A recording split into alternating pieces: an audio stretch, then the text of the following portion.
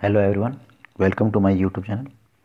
तो इससे पहले के वीडियोस में आपके पास हम मैट्रिक्स के बारे में पढ़ चुके हैं आपके पास है, और ऑपरेशन पढ़े हैं आपके पास, और उस पर आधारित जो एक्सरसाइज थी आपके पास 3.2 उसके क्वेश्चन हम कर दिए हैं हमने किए हैं आपके पास। ठीक, उसमें एक क्वेश्चन की क्वेरी आपके पास आई है, तो मैं उसको इस टॉपिक के बाद उसी क्वेश्चन को बताने वाला हूँ। पास ये टॉपिक का थोड़ा इंट्रोडक्शन बता रहा हूँ और थोड़ा प्रॉपर्टीज़ बताऊँगा इसकी।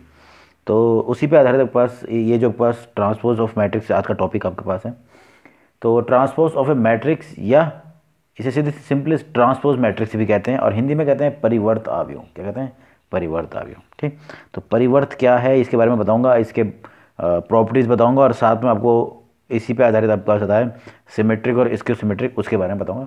और साथ में आपको जो पिछली एक्सरसाइज के क्वेश्चन की जो क्वेरी आई है 18th क्वेश्चन आपके पास शायद, तो उसको मैं आपको इस वीडियो में बताने वाला हूँ आपके पास। ठीक, तो देखिए सबसे पहले आपके पास हमारा मेन टॉपिक की बात करते हैं। तो है ट्रांसपोज ऑफ ए मैट्रिक्स, एक आव्यूह का परिवर्त, या हम सिंपली कहते हैं परिवर्त आव्यूह भी कहते हैं उसे। ठीक है, तो मान लो एक आपके पास दिया हुआ आपके पास मैट्रिक्स है if A equal to A I J be given matrix. ये आपके पास कोई आव्यूह दिया है जो किस कोटि का है? m क्रॉस n का। ठीक, अगर इसमें हम क्या कर दें कि आपके पास जो रो नंबर ऑफ रो और नंबर ऑफ कॉलम जो हैं, जो रो और कॉलम है उनको इंटरचेंज कर दें। अब ध्यान देना आपके पास एफ, ये आपके पास देर का हम क्या करें, आपके पास रोज और कॉलम्स को इंटरचेंज कर दें।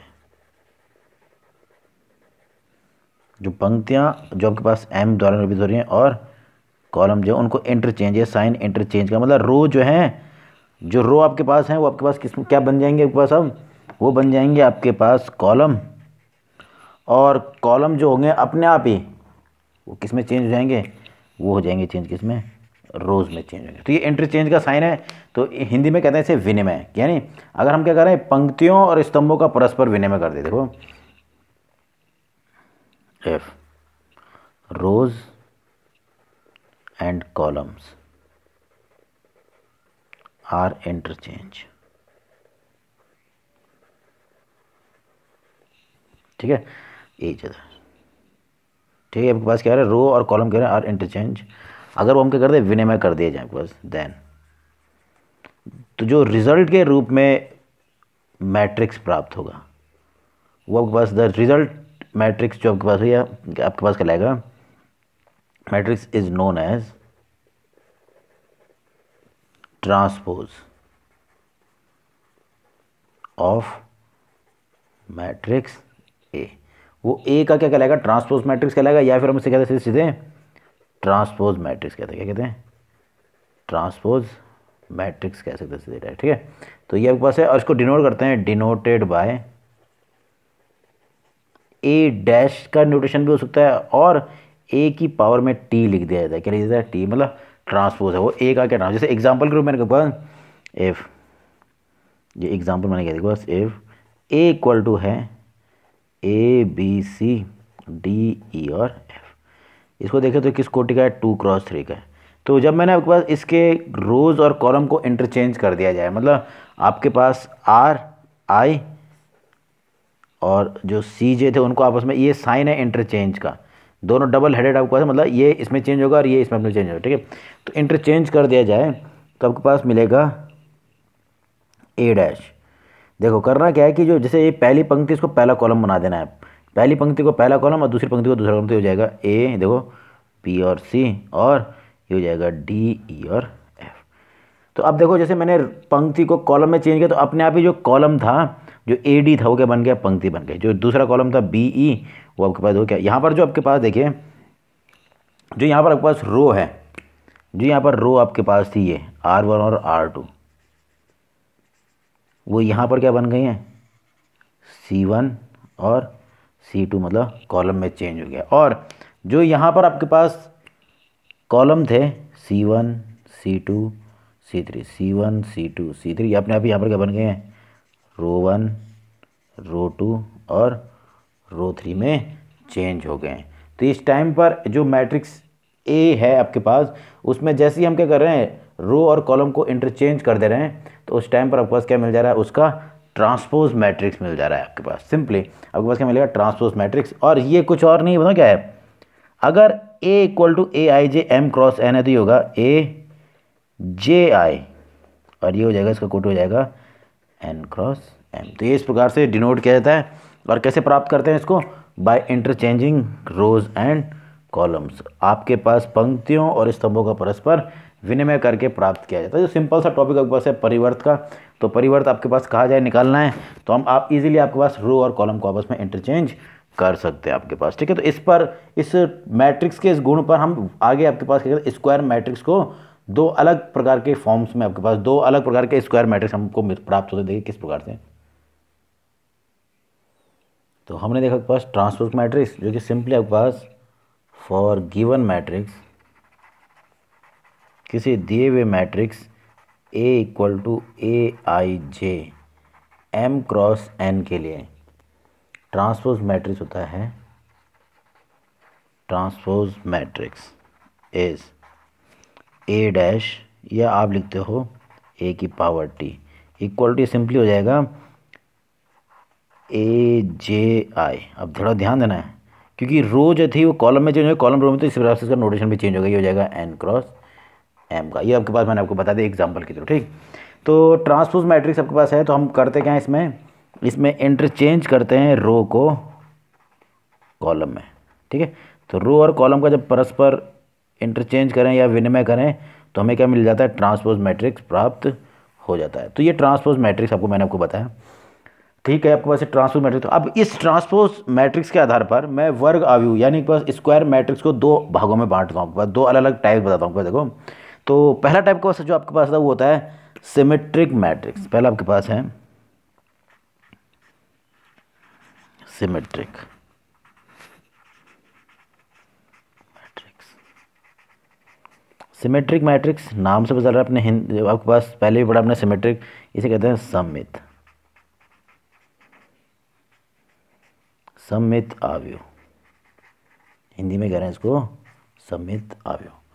अब देखो आपके पास जो सममित आव्यूह का जो कॉन्सेप्ट है वो वर्ग आव्यूह से आपके पास आया। देखो मान लो कि आपके पास एक वर्ग आव्यूह दिया हुआ है ए, देखो मान लो let A be any square matrix, ये आपके पास कोई क्या है, इसको वर्ग आव्यूह होना अनिवार्य है, इसलिए कहते हैं कि अब इस केस में तो वर्ग आव्यूह हो ना हो, केवल आव्यूह होना चाहिए। पर इस केस में क्या करेगा, जब मैं सिमेट्रिक मैट्रिक्स को बता रहा हूँ तो इसके लिए आपके पास अनिवार्य रूप से ए को क्या होना है, स्क्वायर मैट्रिक्स मतलब वर्ग आव्यूह, यानी पंक्तियों और स्तंभों की संख्या समान।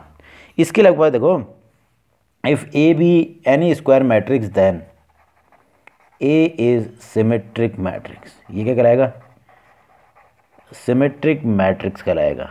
इसके लिए अनिवार्य कंडीशन है इफ़ एंड ओनली इफ़। इसका अर्थ क्या होता है, इफ़ एंड ओनली, यानी इसका अर्थ है कि ऐसा तभी संभव है जब आपके पास कंडीशन क्या हो, ए डैश और चाहे तो ए की पावर टी लिखो, ये इक्वल टू क्या हो जाए, ए के बराबर ही हो जाए। थोड़ा ध्यान देना कि यदि किसी आव्यूह के लिए उसका जो परिवर्त है वो क्या है, उसके स्वयं के बराबर हो जाए, या आप इसको ऐसे भी लिख सकते हो, देखो ये तो आपके पास हो गया, या आप लिख सकते हो ए आई जे, या आपको ट्रांसपोज लिखा है तो जे आई भी लिख सकते हैं, इक्वल टू ए जे आई। ऐसा अगर आपके पास प्राप्त हो रहा है, यानी परिवर्त लेने पर भी उस पर कोई भी प्रभाव नहीं पड़ रहा, उस वर्ग आव्यूह पर कोई भी प्रभाव नहीं पड़ता, क्या कहलाएगा, समझ। जैसे एग्जाम्पल के रूप में मैंने कहा इफ ए इक्वल टू है 3 -4 और 6, ये इस प्रकार से, ठीक है। तो अगर मैं बोलूँ इसका ट्रांसपोज निकाले तो देखो मैं ए डैश जब निकालूंगा तो ए डैश कैसे निकालते हैं, आपको बताया कि पंक्ति को स्तंभ में चेंज कर दो। पहली पंक्ति से ये इसको कॉलम बना देना, मतलब 3 -4, और दूसरी पंक्ति को दूसरा कॉलम यानी -4 और 6। तो क्या आप कुछ परिवर्तन आया, ये अभी भी क्या है, ए के जैसा ही है।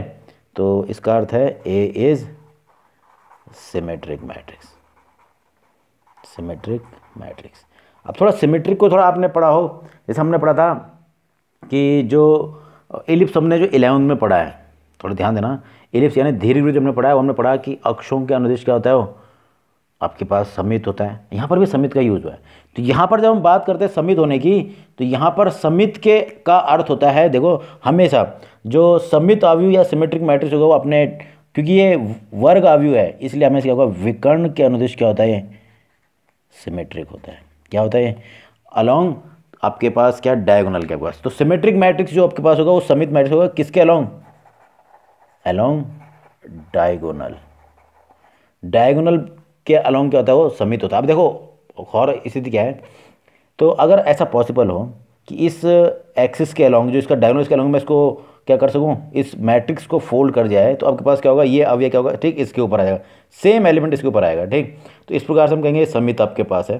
तो समित का इंट्रोडक्शन, समित जो वर्ड है हम पहले भी पढ़ चुके हैं, यानी सिमेट्रिक। तो आपके पास वहाँ पे यहाँ भी क्या रहा है कि जब हम बात करें समित है, ठीक है, मैंने बोल दिया कि समित किसके अनुदिश है, क्या है, आपके पास कंडीशन होनी चाहिए कि किसी वर्ग अवयव के लिए यदि उसका ट्रांसपोज मैट्रिक्स उसी के बराबर आ रहा है तो हम कहते हैं समित। अब समित तो है पर किसके अनुदिश होगा, अपने विकर्ण के अनुदिश क्या होने वाला है, सम्मित होने वाला है। ये द्वितीय कोटि का, वैसे तृतीय कोटि के लिए भी हो सकता है आपके पास, ठीक है।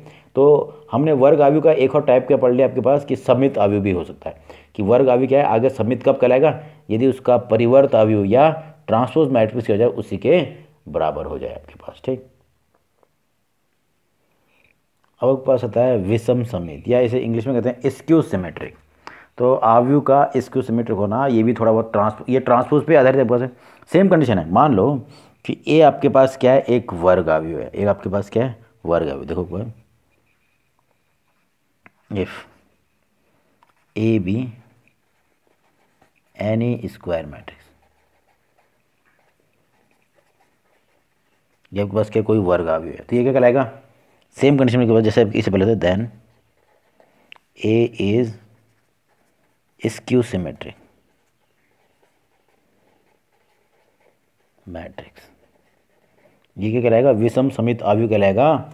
इसके लिए कंडीशन क्या है, देखो if and only if, condition है ट्रांसपोज पे आधारित, ए डैश और ए की पावर टी इक्वल, यानी जब मैं ए का परिवर्त ले रहा हूं तो वो ए के बराबर होगा। तो हमने कहा था कि समित, पर वो ए के बराबर ना होकर क्या हो रहा है, माइनस ऑफ ए के बराबर हो जा रहा है। थोड़ा ध्यान देना, ए के बराबर के ना होके क्या हो रहा है, माइनस ऑफ ए के, उसके ऋण के बराबर हो रहा है, मतलब माइनस से मल्टीप्लाई करके जो आएगा ना उस हिसाब से, ठीक है। तो ये इस प्रकार से गुण है बस। या फिर आप कह सकते हो कि जो ए जे आई था, ध्यान देना है, जे आई मतलब परिवर्त, ये परिवर्त को निरूपित कर रहा है।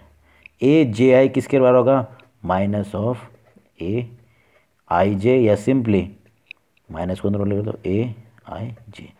तो केवल अंतर किसका आएगा, केवल साइन का अंतर होगा। संग जो आपके पास अवयव होंगे ना उनमें केवल क्या है, साइन का अंतर होने वाला है। यानी अगर मैं कहा ये 2 1 है तो ए 1 2 की वैल्यू लगभग इसके बराबर, बस किसका अंतर होगा, माइनस के अंतर। मतलब कहने का आपके पास क्या है, आप समझने के लिए इसको ऐसे लिख दो, ए 2 3 है तो वो इक्वल टू क्या रहा होगा, माइनस ऑफ ए 3 2, ऐसा कुछ रहा होगा। ये मैंने एग्जांपल के थ्रू बताया आपके पास, ठीक है। बस क्या है, उसके बराबर नहीं है, जबकि समित वाले में क्या है, उसी के बराबर हो जाता उसने, पर इस केस में क्या हो रहा है कि उसके माइनस के बराबर होने वाला आपके पास, ठीक है। तो समित में क्या था, अगर समित होता तो 2 3 क्या होता, 3 2 के बराबर होता, पर क्योंकि ये विषम समित तो केवल क्या है, साइन के बीच का अंतर है, ठीक है। तो ये इस प्रकार से आपके पास है। अब इसकी एक प्रॉपर्टी होती है, इसको जरा ध्यान रखना आपके पास, इसको हमेशा एक प्रॉपर्टीज़ की है, देखो कि जब भी आपके पास कोई वर्ग अवयव है तो अगर वो स्क्यू सिमेट्रिक है, वो क्या है, स्क्यू विषम समित, तो उसके जो डायगोनल एलिमेंट्स क्या होते हैं, वो हमेशा क्या होते हैं, 0। देखो फॉर डायगोनल, इसको याद रखना आपके पास, ठीक है। For diagonal elements I equal to क्या होता है, जे। ये हमने पढ़ा है आपके पास, ठीक है। ये आपने पढ़ा है कि डायगोनल एलिमेंट क्या होता है, i equal to 0, i equal to j होता है।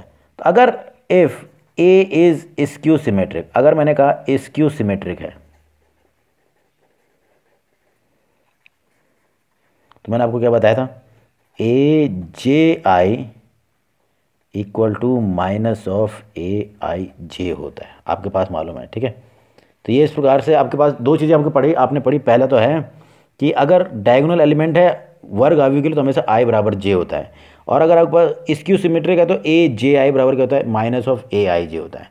तो मैं विकर्ण एलिमेंट को इसको लेके चलता हूँ अगर for diagonal element. Diagonal element में क्या होगा कि भाई आई और जे दोनों को तो सेम होना है, तो मैंने कहा जे की वैल्यू भी क्या है, आई है, तो ये हो जाएगा आई इंटू आई, मैंने जे इक्वल टू क्या रख दिया, आई रख दिया इसमें पास, ठीक है। तो इस वाले में कॉन्सेप्ट में, ठीक, इस अब ये डायगोनल एलिमेंट की बात करूँ मैं केवल, ठीक है। माइनस ए, ये भी आई आई, तो इधर आके कितना हो जाएगा 2 times of A I I equal to 0, यानी simply A I I equal to 0। अब एक चीज़ का ध्यान रखना कि जो विषम समित अवयव होता है, जो मैंने अभी ये निकाला है, ये डायगोनल एलिमेंट्स के लिए बताया ना एक बार कि जो विषम समित अवयव होगा उसका डायगोनल एलिमेंट हमेशा क्या है 0। तो इसका आप हमेशा याद रखना एक बार कि इस केस में हमेशा क्या होता है डायगोनल एलिमेंट्स आर 0। हमेशा स्क्यू सिमेट्रिक मैट्रिक्स का एक गुण होगा कि उसके हमेशा डायगोनल एलिमेंट्स क्या होंगे, हमेशा 0 होने वाला। अब इसको मैं एग्जांपल के थ्रू आपको बताता हूँ। देखिए, तो देखिए आपके पास ये एक अवयव ले लें आपके पास, जो कि आपके पास क्या दिया हुआ है, एक तृतीय कोटि का वर्ग अवयव है। ठीक है, किस ऑर्डर का है, थर्ड ऑर्डर का आपके पास क्या है, स्क्वायर मैट्रिक्स है। ठीक, अब अगर मैं कहूँ इसको सिमेट्रिक प्रूफ कीजिए तो आपको क्या करना पड़ेगा, इसका परिवर्त निकालना पड़ेगा, ए डैश या सिंपली ए टी, जो लिखना चाहो आप लिख सकते हो। ठीक है, तो ए डैश का यूज़ ज़्यादा मेरे ख्याल से किताब में, तो हम किताब में ए डैश का यूज़ ही करेंगे इस बार। ठीक है, तो परिवर्त कैसे निकालते हैं आपको मालूम है, पहली पंक्ति को पहला कॉलम बना दिया जाता है। ठीक है, ये मैंने कह दिया माइनस जी आपके पास। ठीक है, तो पहली पंक्ति को पहला कॉलम तो हो जाएगा 0 एच माइनस जी, फिर दूसरी पंक्ति को दूसरी ये हो जाएगा माइनस एच 0 और एफ, फिर तीसरी पंक्ति को तो ये जी और माइनस एफ और 0। तो ये मुझे प्राप्त हो रहा है। तो ये कुछ और नहीं, अगर आपके पास देखो मैं माइनस ए की बात करूँ तो यानी माइनस ए मतलब इसको माइनस से गुणा करना है, तो यानी minus of 0 H minus G minus H 0 F G minus F और 0, इस प्रकार से पास हो रहा है। ठीक है, तो माइनस ए ये था, तो मैं जब इसको माइनस में लेना तो देखो मुझे यही प्राप्त होगा। देखो ये हो जाएगा 0 माइनस एच, सॉरी आपके पास जब मल्टीप्लाई करके पास तो माइनस एच और ये माइनस माइनस का प्लस जी, और ये हो जाएगा एच 0 माइनस एफ और जी ये हो जाएगा माइनस जी एफ और 0, जो कि कुछ और नहीं क्या है ए ही आपके, यानी पास माइनस ए बराबर क्या हो रहा है ए डैश या ए का ट्रांसपोज। तो सिंपल आपके पास है, और इसमें देखिए हमेशा विकर्ण के वे क्या होंगे, शून्य होने वाले हैं। अब थोड़ा ध्यान दें, मैं कहूँ भाई ये था स्क्यू सिमेट्रिक मैट्रिक्स है ए, मैंने कहा इसको, अगर मैंने कहा इसकी पोजीशन की बात करूँ तो ये था A21, कितना था A21, और A12 को देख लीजिए आपके पास A12 है ये। ठीक है, देखिए आपके पास A21 ये है और A12 क्या है ये, इंटरचेंज कर देना 1 2 और 2 1 दोनों, इसकी पोजीशन क्या है 1 2 पहली पंक्ति और दूसरे कॉलम में, ये क्या है 2 1, इन दोनों में केवल किसका अंतर है, नेगेटिव का अंतर है। दोनों के दोनों बराबर ही हैं लगभग, पर केवल किसका अंतर है। इसी प्रकार से मैंने कहा इसको देखिए, ये इसकी पोजीशन थी, ये है A23 और ये है A32, तो दोनों का अगर मैं देखूँ दोनों में क्या है, देखो इंटरचेंज है, 2 से 3 इंटरचेंज करेंगे तो 3 2 प्राप्त हो जाएगा, और दोनों में केवल किसका है माइनस का अंतर है, तो केवल चिन्ह का अंतर होता है इसमें आपके पास। तो इस प्रकार का जो मैट्रिक्स जिसमें ध्यान देना आपके पास कि ए का ट्रांसपोज या ए डैश भी लिख सकते हैं, ये इक्वल टू क्या हो रहा है आपके पास माइनस ए के बराबर, तो उस टाइम पर आपके पास वो मैट्रिक्स क्या कहलाएगा आपके पास स्क्यू सिमेट्रिक, या आप कहते हो ए जे आई, जब इंटरचेंज कर दिया तो जे आई पहले आएगा, ये इक्वल टू क्या हो जाए माइनस ऑफ ए आई जे।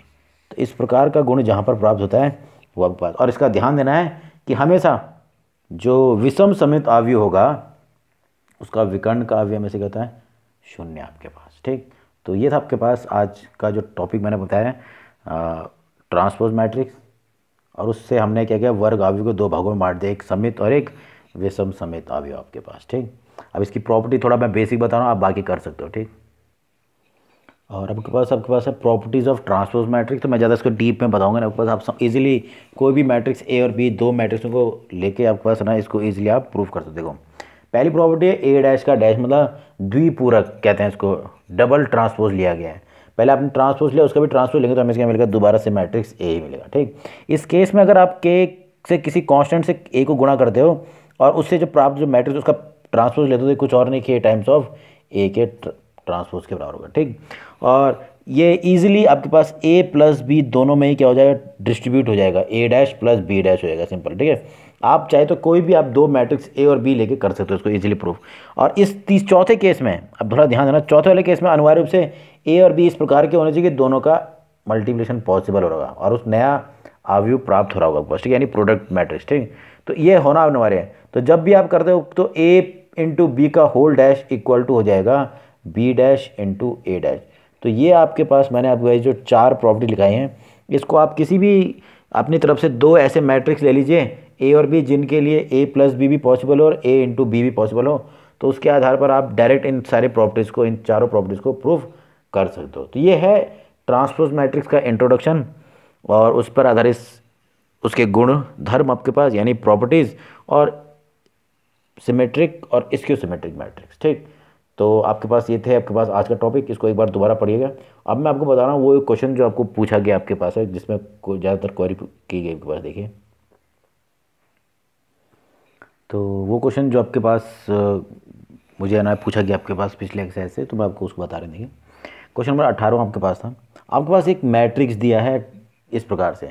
अगर मैं बात करूँ अभी मैंने जो आपको बताया ना जो टॉपिक, उसी की बात करूँ तो ये मैट्रिक्स जो आपके पास है ना, ये 2 क्रॉस 2 का एक स्क्वायर मैट्रिक्स और साथ में देखो विकर्ण के अवयव शून्य हैं और इसका जो ये है, इसकी जो पोजीशन है ना, ये था 2 1 और ये क्या है 1 2। इन दोनों में देखें तो केवल चिन्ह का परिवर्तन, मैं कह सकता हूँ कि ये क्या है, एक स्क्यू सिमेट्रिक मैट्रिक्स है। ये क्या है, स्क्यू सिमेट्रिक मैट्रिक्स जो आपके पास बताया, ठीक है। सर ट्रांसपोज लेंगे तो इसके माइनस के बराबर आएगा। तो वो तो मैंने आपके पास इस नए टॉपिक से कनेक्ट कर दिया है इसको, ठीक। पर जो कहा गया है उसको ज़रा देखो क्या करना है।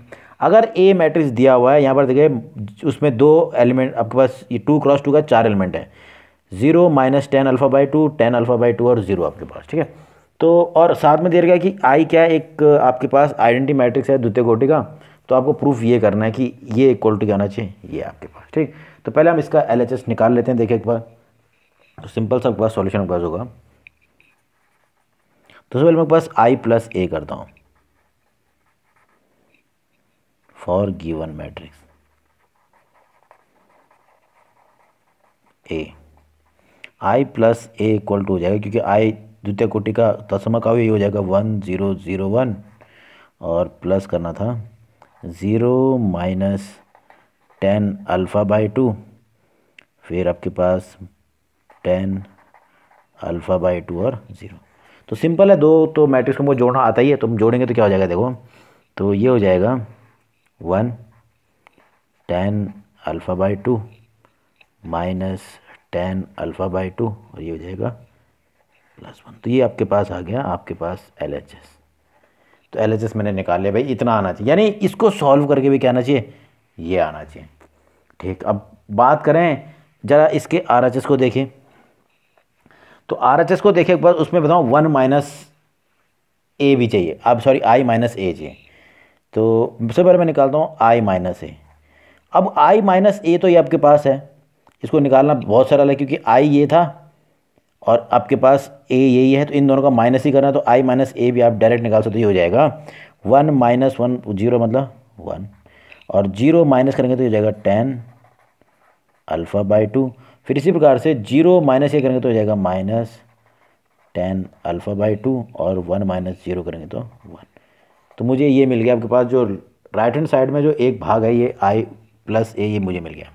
अब दिक्कत क्या है, थोड़ा सा देखिए, इसका प्रोडक्ट करना है इस अवयव के साथ, ठीक है। अब मैं अगर गौर से देखूं तो यहाँ पर जो मुझे प्रूफ करना है उसमें केवल 10 अल्फ़ा बाई 2 चाहिए। LHS तो मुझे ये मिलना है, RHS में इसको गुणा करना है इसके साथ जिसमें कॉस साइन है, वो भी अल्फ़ा के साथ है। तो मुझे करना क्या होगा, इस कॉस अल्फ़ा और साइन अल्फ़ा को चेंज करना पड़ेगा इसी के पद में।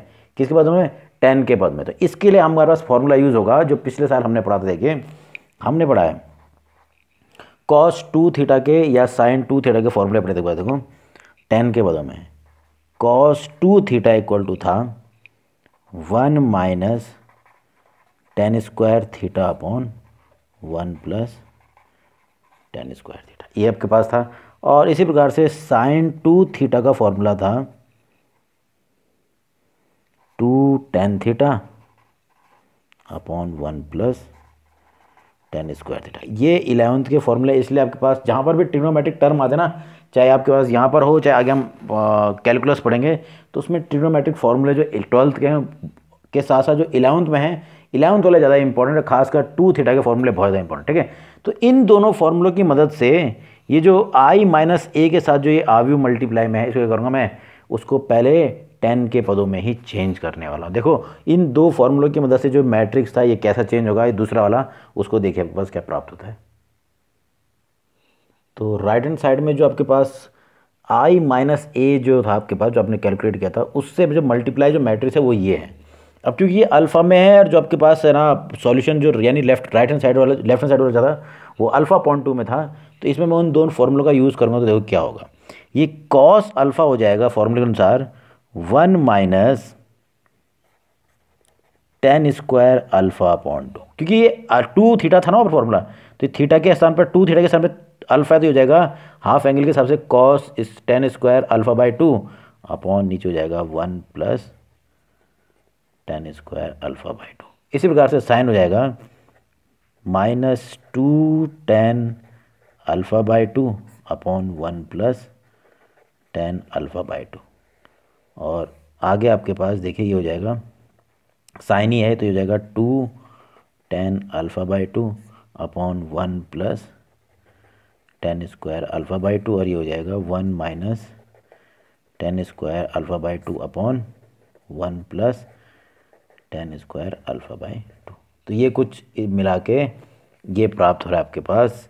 मैंने क्या किया, ये साइन कॉस को भी किस में 10 में चेंज कर दिया। ठीक, तो अब हो क्या रहा है, थोड़ा कैलकुलेशन बढ़ जाएगी क्योंकि यहाँ पर तो 10 अल्फ़ा बाई 2 कुछ ऐसा रहा है।